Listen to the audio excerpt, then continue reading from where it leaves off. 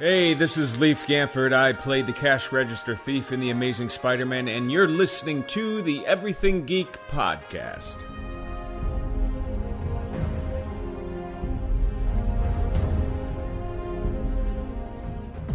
Hey, this is Rich McDonald, and I play Commander David Mason on Call of Duty Black Ops 2. And you're listening to Everything Geek podcast.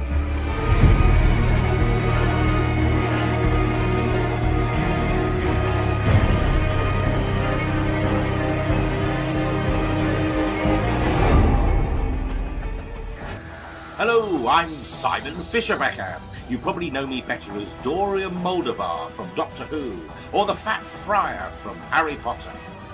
And this is Everything Geek Podcast. Your attention, masters, mistresses. All systems functional for the Everything Geek Podcast.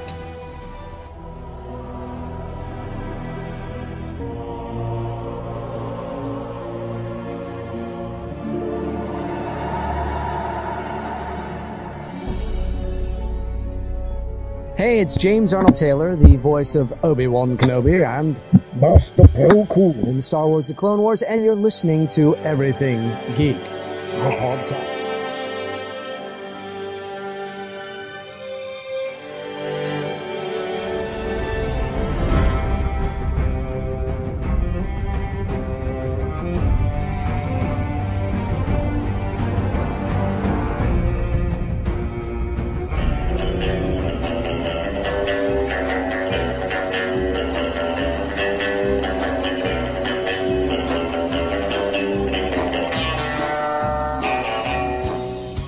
Face it, Tiger.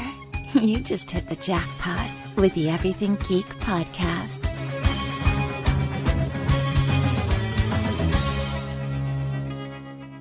Hello everyone, you're listening to the Everything Geek podcast. I'm your host Rory, and joining me today is a very special guest. We have visual effects artist Mark Siegel, who is best known for working as the puppeteer and project lead builder for Rappaccini on the Star Wars Episode 6 Return of the Jedi Special Edition, sculptor and builder for the Wampa on the Star Wars Episode 5 Empire Strikes Back Special Edition, model and feature maker on the Star Wars Episode 5 Empire Strikes Back Special Edition, and Star Wars Episode 6 Return of the Jedi Special Editions, concept sculptor on Star Wars Episode 1 The Phantom Menace, sculptor on Ghostbusters 2, model maker on Back to the Future 2 and 3, Men in Black and Planet of Apes, digital artist on War of the Worlds, Pirates of the Caribbean, Dead Man's Chest and At World's End, Indiana Jones and the Kingdom of the Crystal Skull, Transformers Dark of the Moon, Star Trek Into Darkness, and Captain America the Winter Soldier,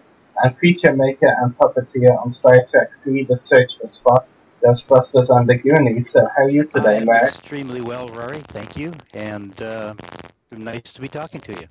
It's a pleasure to have you join us on the podcast. You've done so much work behind the scenes. It's been it's pretty great. 40 years in the business.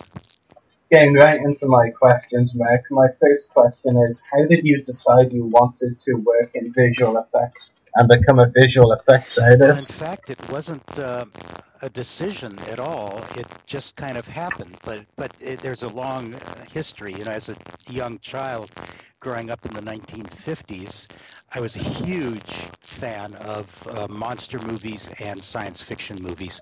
I watched all the great old classic monster movies, Dracula, Frankenstein, The Wolfman, Mummy, all of those on TV. I would go out to movies a lot. My first conscious memory of my dad taking me to a movie was to see a double feature of the original War of the Worlds in, I think it was 1954, with When Worlds Collide.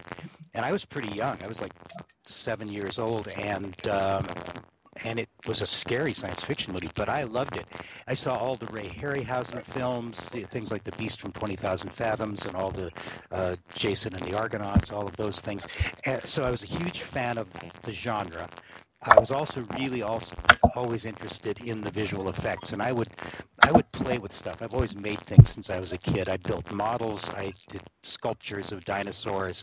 I made little 8mm movies and tried to do my own rudimentary visual effects. You know, some very simple stop motion things and double exposing things. They were terrible, but I was always interested in that. But I never considered it as a career. When I was in high school and then into college, I got interested in the theater.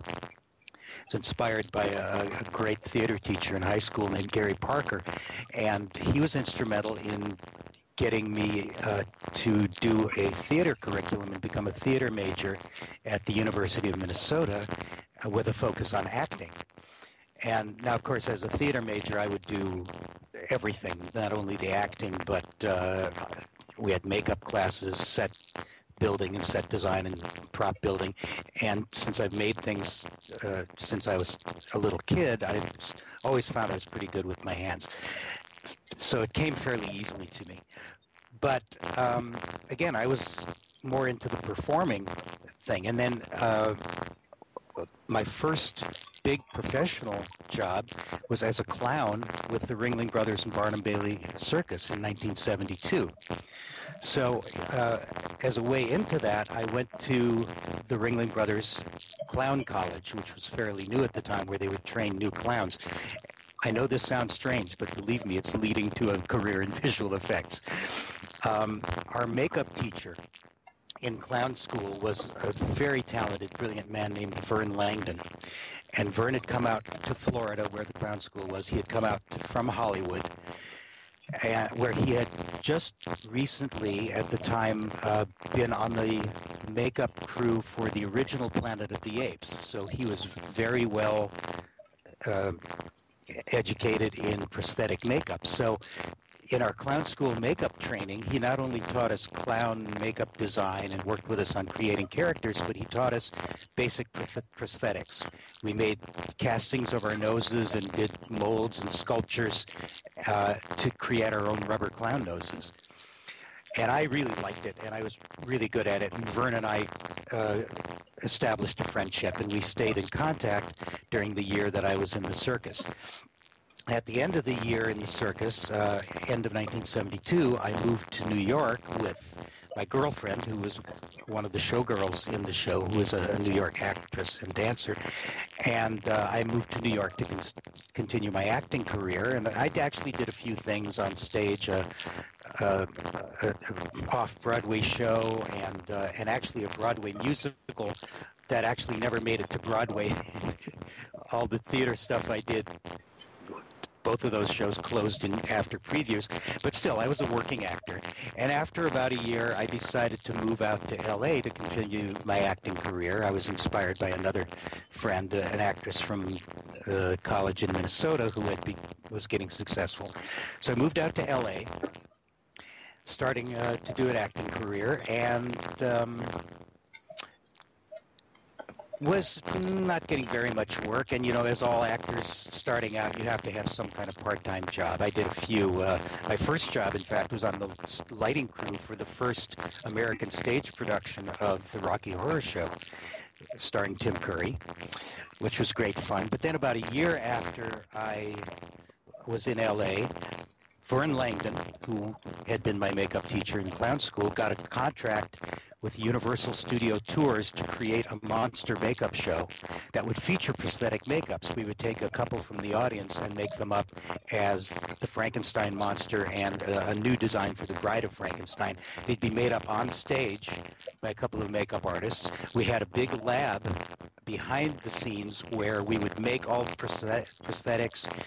We sculpted things for the show, heads of famous monsters that were on display, sculpted masks for the walk-around characters. And he hired me just based on what he knew about me from the circus, that I didn't have the experience, but I had the potential skills to do this. And it turned out that I worked at Universal for about 3.5 years. And under Bob Zrake, who was another friend from the circus, was one of the art directors there. Under Bob and Vern Langdon, I learned virtually everything I knew about sculpting and mold making, casting in rubber, making prosthetics, making masks. Plus, it was a really cool show. We developed new materials, and people who were in the burgeoning special makeup effects field started coming to our shop to visit. People like Rick Baker, who had not done American Werewolf in London yet. He had done, I don't know, Octoman, I think. And so I got to meet a lot of these people. So besides developing all the skills, I made a lot of contacts. So by the time I left Universal after about 3.5 years, it was really a matter of making a few phone calls, and I was very soon working freelance at different creature shops. I was doing sculptures for movies, commercials, animatronic figures for amusement parks. So essentially, I slipped sideways. From what I thought was just a temporary job, it turned into a career. In fact, my very first motion picture work was a direct offshoot of that. I did some of the Klingon headpieces for the first Star Trek movie, Star Trek the Motion Picture. And I was brought into that because I was one of the few people in the world familiar with a brand new urethane soft foam technology that we had developed at Universal, and they needed some really quick turnaround to make these Klingon headpieces. So that was my ticket in to doing Star Trek, and then that took off through many films. I started networking and working in all the creature shops around LA, and that became my career. So without intending to, I wound up as a special makeup effects artist and sculptor. That's very interesting. Thanks for that. My second question is, how did you first get involved with working on the Star Wars Special Editions and Episode 1, The Phantom Menace? Well, that goes back to first being hired by ILM at the model shop. As I said, I'd been working in LA for a long time. I always wanted to work at ILM. I knew, of course, I knew about Star Wars. I was at the very first showing of Episode 4, before it was Episode 4. Of Star Wars at the Chinese Theater in Hollywood. Very first showing with some of my friends. I was already in the business, but I was awestruck. It changed my vision of movies. So ILM was always in the background as a place I wanted to work. And in fact, ILM eventually offered me a job on Howard the Duck, which I had to turn down because I had just accepted a position down at Boss Films in LA to work on Poltergeist 2, and I wouldn't break a commitment that I had already made, so I turned ILM down. And it turns out that a friend of mine from Los Angeles was being brought up to head the creature shop. So I just called him up and said, I live in San Francisco now, and you should hire me for Ghostbusters 2. And I had already worked on the original Ghostbusters. So he talked to the producers at ILM, and it was really that simple. That became my ticket into ILM to work on Ghostbusters 2. And then once I was on Ghostbusters 2 as part of the model shop at ILM, then naturally as jobs would come up that my skills were appropriate for, they would just ask me to work on them. And Star Wars was one of them, and it started out with the 3 special editions of episodes 4, 5, and 6. So I was just in the right place at the right time with the right set of skills, and that's what brought me into Star Wars. That's very interesting, thank you. My next question, the creatures that you are best known for working on for Star Wars are Rappaccini and the Wampa. Can you talk us through your work on both creatures and how it felt bringing those creatures to life? Sure. Well, we did all 3 of the special editions in order, so the Wampa was the first big one I did before Rappaccini. The Wampa was brought into the shop, and I know you talked to Howie Weed some months ago, and Howie was part of the team. In fact, he kind of spearheaded the team. He, as I understand it, came up with the idea of well, let me back up a little bit. When George Lucas shot the original Empire Strikes Back, they built a full-size Wampa. It was a huge suit, like something like 9 feet tall or something, with the actor on stilts with arm extensions. It was really ungainly. They shot it up in Iceland, I think. He could barely move, and George never got all the shots he wanted. So he wanted to expand that Wampa scene back to what he originally envisioned. Now, Howie came up with the idea that, there's no reason to build the Wampa actual size.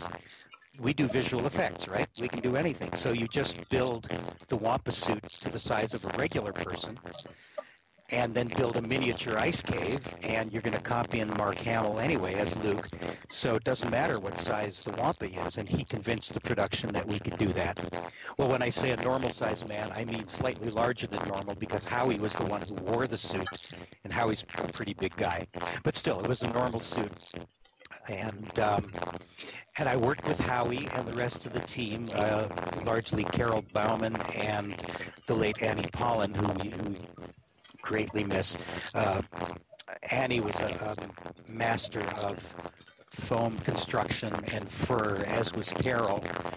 And Danny Wagner was another person in the shop. And together, Howie, Carol, Annie, Danny, and I constructed the suit. I did the sculpture of the facial part of the head, and with some simple mechanics in it to operate eyebrows and lips, to do kind of sneer expressions.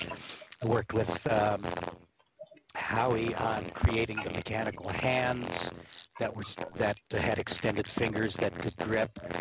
And we just had a wonderful time building this suit to fit Howie Weed. And eventually we brought it to the set and shot it. And would you like me to tell you about the set experience? Yes. Sure. Well, the suit, we had this miniature ice cave. We were shooting on one of the stages at ILM.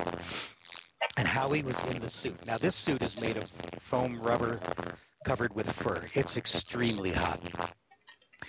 And one of my jobs on the set, along with Don Dees, was to keep Howie alive. He was in between shots. He really had to breathe. We would take the head off, if possible. We couldn't always do that. But we would run an air hose into the suit with cool air to help him circulate. One of the other jobs that I did was to dress the mouth of the creature with kind of rubber blood and guts and things dripping out as if he'd been eating. And now originally, I believe it was Dave Carson, was one of our directors at ILM, was going to direct the shoot. But at the last minute, George Lucas himself showed up and decided to direct it, which was a great honor to have George there. And plus, it was really fun. George had a really cool vision. He knows exactly what he wants. He works fast. And I remember one of my main directions that I would keep getting from George was more blood, more guts. He just kept wanting me to jam all of this drippy blood and gut stuff out of the Wampa's mouth. So I did that, and plus some of the puppeteering of the facial expressions of the creature. And we shot for, I think it was just a single day that we shot. We got all the shots that we needed. Howie was a trooper. We almost killed him from the heat of the suit, but he went through it, and I think we got some great shots. It's a terrific sequence. Definitely. And how about working on Ratatouille for the Return of the Jedi Special Edition? Yeah, Ratatouille was a fun project. They approached me at that point to be the lead character puppet creator. So the first thing that we did was we did a really quick sheet foam, constructed foam mock-up of the puppet just to see if our concept would work, to establish the size and the basic operation of the puppet.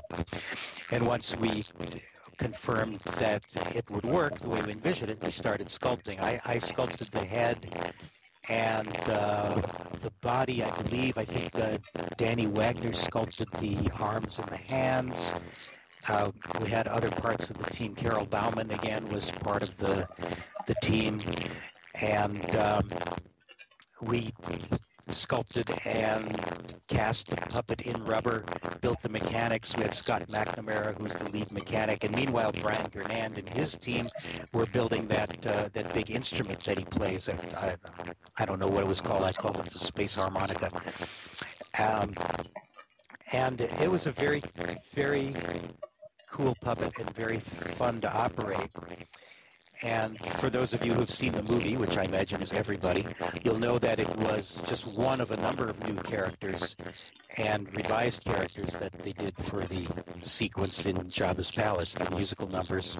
And he was a live puppet. We had a couple of other live performers, the creature drummers in the background, and plus some digital characters that were new or enhanced. But we shot live on the stage, and again, George Lucas was there as the director. Again, he knew exactly what he wanted, worked really fast, and I was under the stage. There was an elevated stage. Rappattini had this platform he sat on. I was under the stage and under this little platform thing that he sat on with my arm up in the head of the puppet to operate the head movements and kind of the main body movements of the character.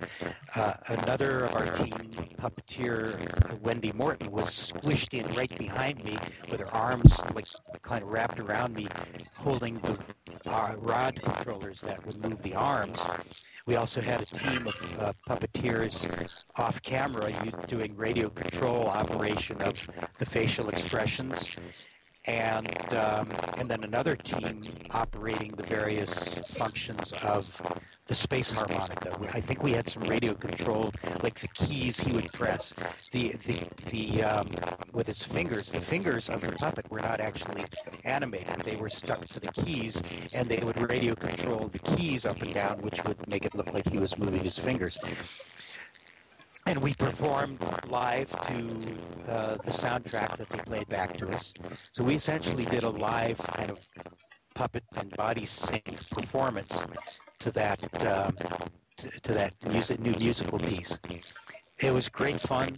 Again, very efficient. We got all of our shots in a single day. That's very good. And also, can you talk us through some of the designs you worked on as a concept sculptor for Star Wars Episode 1, The Phantom Menace? Oh, that was actually really exciting for me. Of course, when Phantom Menace was announced that George was going to make it, this was the first Star Wars in, 20 years? So it was a huge deal. It was top secret. And in fact, it was so secret that they didn't even want people in the model shop knowing what the creature concept designs were. So Doug Chang, who was the art director, lead designer on the film, came to the model shop, and he asked me and Richard Miller, who was the senior sculptor at ILM, he asked the two of us if we would design maquettes. This would be working from the two-dimensional artwork of the characters that had been designed to create little 3D sculptures. Most of these characters would become CG characters, computer graphics characters, but especially at that time it was very common to do sculpted maquettes in 3D, so the art directors, the directors could look at them in 3D, see how they catch the light, see how they worked in 3D. And so they got me and Richard Miller to sculpt all of these characters. But, as I said, it was top secret even from the model shop. So they locked me and Richard in a room alone that nobody else could get into. And Richard and I were in there for like 6 or 7 months, I think. It was really long. Just he and I sculpting characters and maquettes from all the artwork we would get from the Star Wars art department. And Doug Chang would show up pretty much every day to look at the sculptures and make his suggestions. And for me, it was special because most of my work had been full-scale sculpture, doing like special makeup effects and puppets, things like that. I had not done very much miniature sculpture, so I really had to hone my skills to work small, to work in Super Sculpey was the material that we used, which is a kind of clay that you can bake in an oven to eventually make it hard. And so it was a challenge for me, but eventually I rose to the challenge, and I learned quite a bit. I had great fun. The character designs were really original and really wonderful. It's sort of animal characters had great anatomy. So, for all of these 7 months, Richard and I sat there and sculpted all of these characters, and the rest is history. Eventually, they were used as reference by the CG people to build the digital models. That's very interesting. Moving on to my next question. You've recently worked as a digital artist on a number of movies recently, including Captain America, The Winter Soldier, Pirates of the Caribbean, Dead Man's Chest, and That World's End, Indiana Jones and the Kingdom of Skill, and Star Trek Into Darkness and other movies. Can you talk us through your work as a digital artist and what it means? Yeah, well, if I can back up a little bit, I can tell you how I got into digital, making the transition from the model shop. I had been working for, let's see, I think about almost 14 years in the ILM model shop. I was well established there, and by that time, it became really clear that digital creatures were the coming thing, that sculpted creatures and monster suits and makeup effects were going away. Now, I'm not a hard surface modeler. I don't do things like spaceships and vehicles very well, but I've always focused on characters and creatures. So, since that kind of sculpture was going away, my potential for working was also going away, and I've always been interested in computers. I've always, I've worked on computers at home. I had early Mac computers that I would do word processing, various things on. So, and I tend to think very logically. So I was comfortable with computers. And so that was a plus to begin with. So I went to someone I knew at ILM Management. I talked to her about, she knew my work over the years. She knew I was dedicated to the work, and she knew my skills. And I said, look, I'm really interested in making the transition to CG, and can I get the company support behind me? And this was Patty Blau. I thank her eternally for doing this for me. The timing happened to be really good. They needed digital creature artists. They were about to embark on doing the film Van Helsing, which was going to be all digital creatures featuring some of the new versions of some of the classic monsters. And so the timing was right that they wanted to bring people from the model shop who were familiar with creature making into digital, and the company made their training facilities available to me and officially put me on CG training as a CG modeler for, I think it was about 6 weeks. It was a paid position, so I was getting paid to learn. I had instruction from the training team at ILM Digital, and after 6 weeks, I had sort of the basic skills in place to be put onto Van Helsing as a digital artist. So my very first movie creature was a digital movie creature, was one of the pygmy bats, we called them, for Van Helsing. And that launched my digital career, and I made the transition out of the model shop and have been sculpting on the computer ever since. It's really interesting. A lot of people ask how, the difference. It was difficult to learn computer sculpting and how different it was from physical sculpting. And it was an interesting transition for me. The first barrier, as I said, I was comfortable with computers. I was comfortable with the way they think. So that was not a problem. I had no trouble learning the software. The thing that took the longest was to get to the point where my sculpting could be pretty much unconscious. When I was sculpting with my hands, I was not thinking. I was just kind of doing it. And everyone told me, when you go into digital, it's going to take a while to make the transition, but one day it's just going to click in. that you'll suddenly realize you're doing it without thinking. And in fact, it happened after about, I think we had kind of reached a dead end in the model shop. We knew that that physical sculpting, especially of characters and creatures, was going away, and most of the creature work was going to be digital. So I went to one of the executives at ILM, Patty Blau, and said, well, you know my work, you know that I'm dedicated, you know my skills, and I'm also really interested in computers, in learning computer graphics, and can the company get behind me to help train? And my timing was good. They were anticipating a need for some digital creature sculptures to work on Van Helsing, which was just going into production. And so ILM, to their credit, got behind me, realizing that physical sculptors, if they could transfer their skills to the computer, would bring a particular eye and a skill to it. So they put me through a 6-week training course where I had the best training from the ILM digital training people. I learned the basics of digital modeling, and eventually I got onto the film Van Helsing. My very first movie creature was the pygmy bats from Van Helsing. And a lot of people ask if it's difficult to make the transition from physical sculpting to computers.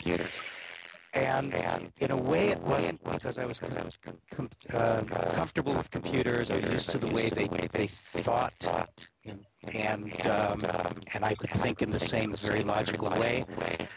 But it took a long time. It took something like 6 months before I was completely comfortable and natural sculpting with a mouse instead of with my hands. And people told me, who had made the transition to digital, that one day I would just click in, and in fact it did. After about 6 months, I remember I was working on a transformation from a werewolf, from a human mouth with teeth and jaw and everything, to a werewolf mouth.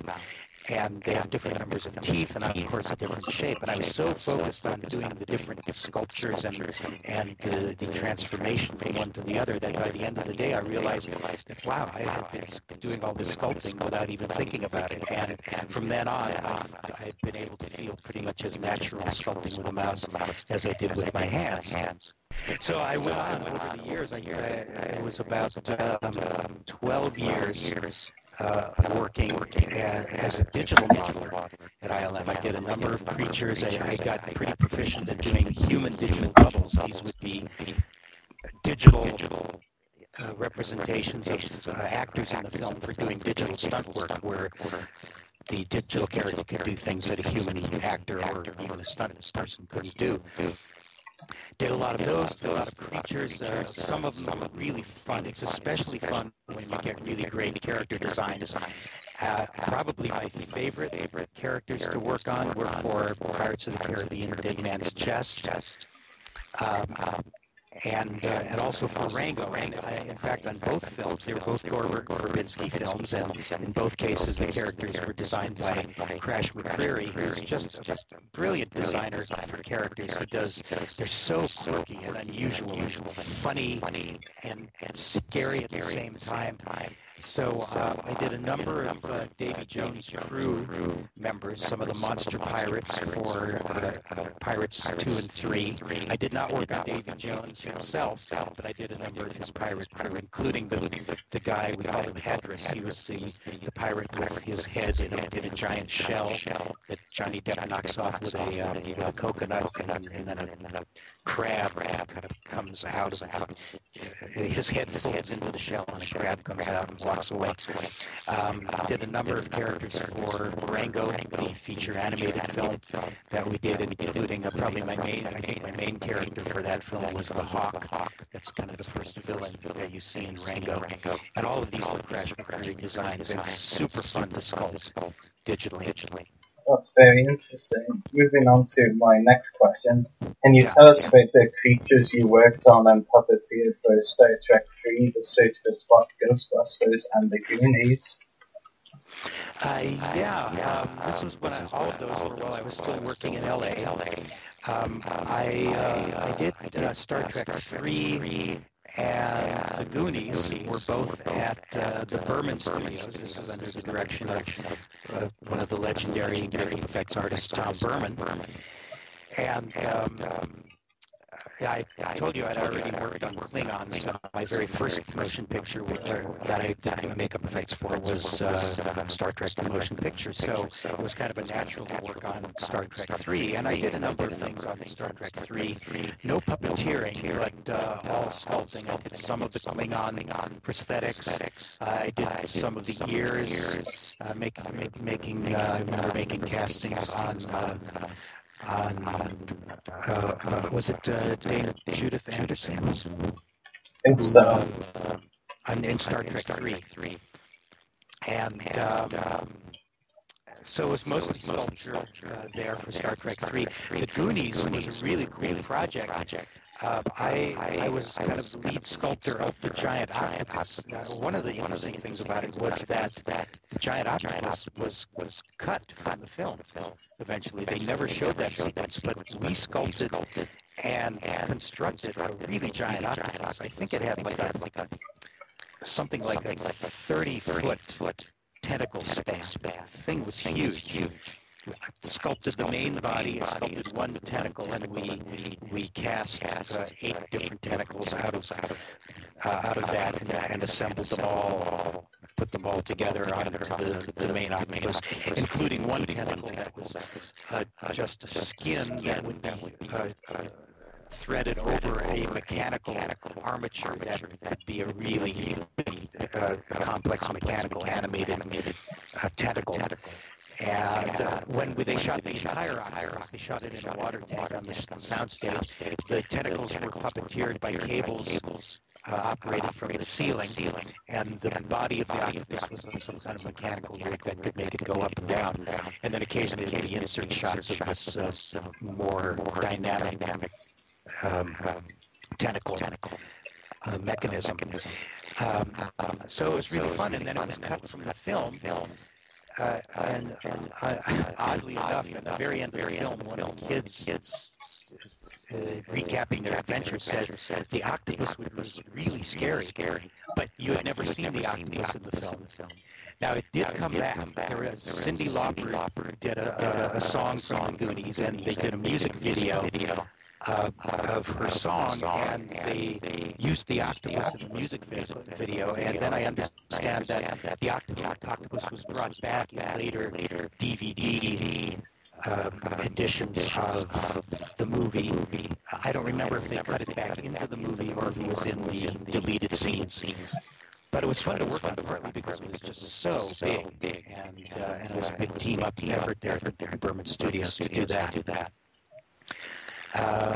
What were the other ones? Oh, Ghostbusters. Ghostbusters was probably in my 40-year career the most fun I've ever had working on any movie. And I was mostly on the Slimer crew. So I did not do the entire Slimer sculpture. That was kind of created and mostly sculpted by Steve Johnson. We did a number of sculptors that worked on it. I sculpted all of his mouth parts. I sculpted and cast the teeth. I sculpted his tongue, which was actually an arm puppet. It was a rubber tongue. It was designed to fit over my arm, and I would extend my arm through the back of the puppet's head for one of the shots in particular where the tongue had to be active and kind of lick his chops as he was eating. And we didn't know, we knew it was kind of a funny, gross, ugly, funny character, but we had no idea how popular he would become until we got him on the set and started puppeteering him. And we were cracking ourselves up. We would do a shot, and the whole crew would be laughing, and we suddenly knew he would be really popular. Now, some people know this, but not a lot of people do. That character, Slimer, was kind of a tribute to the late John Belushi. Because Dan Aykroyd and Harold Ramis and Bill Murray wanted Belushi as part of the team. Of course, he had been dead by then. So they kind of based the idea of this character who was always stuffing his face, who was kind of gross and ugly, but at the same time cute and funny. They based him on Belushi's character from Animal House. So after we had been sculpting and fabricating the puppet and starting to research movements for his performance, we watched mostly Animal House, John Belushi's performance in particular, slowing down and stop framing and watching his facial expressions and seeing how he moved. And we actually incorporated a lot of that into the puppeteering. And I did a number of things when we were puppeteering that. Some of it, as I said, was the tongue operation. Sometimes I was pulling cables off stage to operate his eyebrows. And if you remember Belushi, his eyebrows were extremely expressive. We actually did a lot of that kind of expression in the Slimer characters.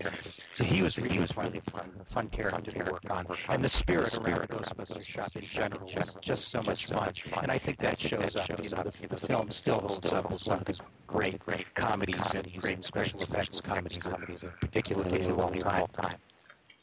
Definitely. My next question, can you tell us about the models you made for movies like Men in Black and Planet of the Apes and talk about the work involved in the models? Yeah, Men in Black was the only work I did on Men in Black. Was an interesting project. It was for the scene where the character, they called him Mr. Gentle, was dead. You see him on the operating table, and his face opens up and reveals an entire little control capsule with one of the little aliens inside operating it. Now, Rick Baker and his team down in L.A.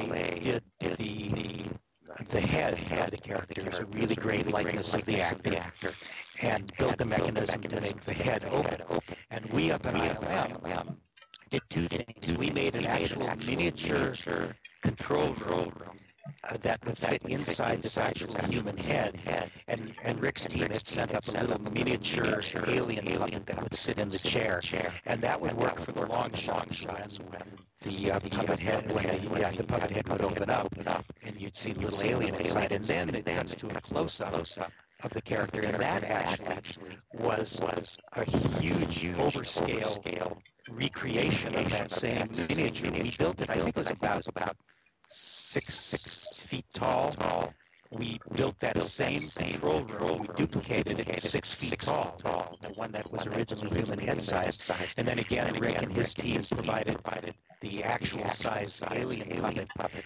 And Rick and his team brought the puppet up, and we were all on set as they were puppeteering the performance, and we were maintaining and operating the things we needed in our full-size headset. So that was Men in Black. Planet of the Apes, the Tim Burton Planet of the Apes, was also kind of a fun sculpture. The main thing that I worked on was the ape version of the Lincoln Memorial, called an Ape Lincoln. Richard Miller, again, our senior sculptor, did the head, which was a beautiful ape head. It kind of looked like Lincoln, but was an ape. And then I and some of the other team, including Danny Wagner, again, sculpted the chair and the full-size body of Lincoln, which was for the most part a duplicate, a smaller recreation of the Lincoln Memorial, except he had 8 hands. So it was a big sculpture, kind of a demanding mold. I also worked on making the silicone mold and casting it, but it was a really piece. My final question to you, Mike, is do you have any upcoming visual effects works or any other projects coming up? No, I don't. That's because I'm pretty much retired in the middle of this year. I say pretty much retired because ILM, the door is still open. If they get busy and they want to call me back to work on a project, I can certainly be open to it. It's a great place to work and a great team. Many of the people I've been working with for 25 years. I would go back there right away if it opened up. On the other hand, I'm old now. I've been working for 40 years. So I'm pretty much retired and looking for new directions in my life. So the most recent films I worked on that you can actually see on the screen are Star Trek Into Darkness. There has some digital work in there. Mostly, in this case, it's mostly digital doubles. So I did Kirk and Spock. Did I do Spock? I did Kirk and Spock and Bones. And I also did Benedict Cumberbatch as Khan. And then I did some digital double work again on Captain America: Winter Soldier. I did a little bit of the animal digital work on Noah. This was in the development stage as we were trying to create our library of animals. And then before my last project at ILM, before I left, was I did a little work on the upcoming a Warcraft movie based on the World of Warcraft game. I can't say anything about that, but there's going to be some really cool digital creatures in that film. So that's coming out in about a year. So there's still some of my work that remains to be seen. That's very exciting. We also have a few questions from our co-host Al, who couldn't make it. His first question is, out of all the model pieces you have made, has there been a standout favorite for you? Well, as I mentioned before, probably my favorite experience of all time was working on Slimer for the original Ghostbusters. But also, some of my other favorites were working on episode 1, Phantom Menace, because it was such a great challenge, because I did such a variety of mechanics. That was really fun for me. I think probably my all-time favorite little sculpture, though, was one that I did for AI, artificial intelligence, and that was one of the last projects I did in the model shop before going over to CG. Now, there's a sequence in the AI where they're in a submersible, and they're underwater traveling around. They find the submerged amusement park at Coney Island, and we built a full stage at ILM of the entire amusement with all the rides and everything. And part of it was the Pinocchio's village, or Geppetto's village, and you could see Geppetto's little workshop building, and the submersible comes by, and through the window you can see a figure of Geppetto carving Pinocchio puppet. And I did a miniature sculpture. It's about 6-7 inches tall, and it's a really fast, loose little sculpture of Geppetto and Pinocchio. But to me, it's a personal favorite because I find it's really expressive, and it's also got a way, it's not a physical portrait, it doesn't look like me, but it's emotionally a self-portrait because it's a sculpture of a sculptor working on a puppet. So I have a personal relationship to that particular sculpture, and I find it really beautiful. Our second question is, how often do you work on the visual effects for movies? Well, right now I'm not working at all. I'm retired. But for the last almost 12 years, I worked constantly. I was employed pretty much full time and pretty much continuously at ILM. So I just one film to another, and it was a full-time job for me. And Al's final question is, do you host lectures or seminars or even classes to bestow advice to anyone hoping to work in a similar field as you? Well, I don't really initiate any of those things, but I do like sharing my knowledge with other people, and especially with young people who are aspiring to get into the business. And I have done a number of talks. I did a talk at a science fiction convention in Minnesota many years ago. I actually did a hands-on workshop at an art academy in Minneapolis, where I worked with another makeup effects artist to teach students hands-on how to take castings of their faces and sculpt rudimentary prosthetics. Just earlier this year, I received an award from the University of Minnesota, my alma mater, from the College of Liberal Arts, as one of their alumni of outstanding achievement. And in conjunction with that, I did a talk to art students and theater students just about my career, kind of to inspire that there are so many different ways and so many different skills that lead into doing movie effects.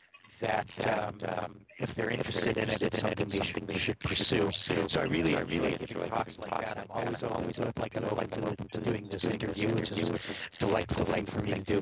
But I really don't initiate workshops. Maybe sometime in the future in my retirement, I'm not sure. That's all of our questions for you today, Mark. It's been a pleasure having you on the podcast. Thank you very much. Sir, we had a little technical difficulties earlier, but I hope we got everything out there clearly enough. I enjoyed talking to you, and can't wait to hear this later online. Great, and hopefully we can talk to you again at some point. I would love you to talk to me anytime about anything. Great. So I'll talk to you soon then. Bye. Okay, bye-bye. Thank you. Time to wrap up today's show, so make sure to check out our YouTube channels. The podcast is www.youtube.com/user/everythinggeekcast. Mine is www.youtube.com/user/StepTheDestroyers. Check us out on Twitter, twitter.com/everythinggeek. Check us out on Instagram, instagram.com/officialeverythinggeekpodcast. Check out Mark Siegel's list of credits on IMDb, www.imdb.com/name/NM07968878, and check out Channel 1 on Create where we broadcast live from www.channel1oncreate.com. So geeks out, everyone.